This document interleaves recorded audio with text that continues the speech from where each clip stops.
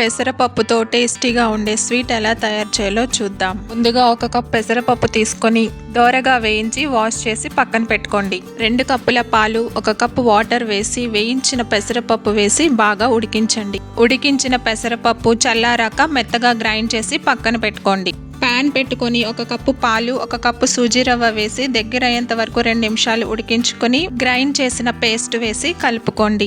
1 spoon నెయ్యి వేసి pan నుంచి సపరేట్ అయ్యేంత వరకు కలుపుకొని పక్కన పెట్టుకోండి. ప్యాన్ పెట్టుకొని 1 కప్పు పంచదార, 2 కప్పుల వాటర్ వేసి యాలకుల పొడి వేసి పాకం స్టిక్కీగా వచ్చేలా మరిగించుకోండి. కొద్దిగా పిండి తీసుకొని నేను చూపిస్తున్న విధంగా ఫ్లవర్ డిజైన్ చేసుకోండి. డీప్ ఫ్రైకి సరిపడా ఆయిల్ వేసుకొని హీట్ అయిన తర్వాత వీటిని వేసి గోల్డెన్ బ్రౌన్ కలర్ వచ్చే వరకు వేయించుకొని ముందుగా వేసిన పాకంలో వేసి అరగంట తర్వాత సర్వ్ చేసుకోండి.